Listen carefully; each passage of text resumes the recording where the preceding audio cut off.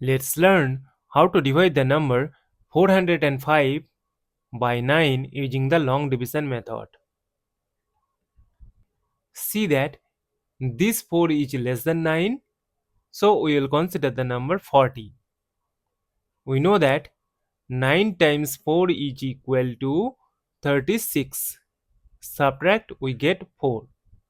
Now again see that this 4 is also less than 9. That is why we will bring down this number 5 here. And we know that 9 times 5 is equal to 45. Subtracting, we get 0.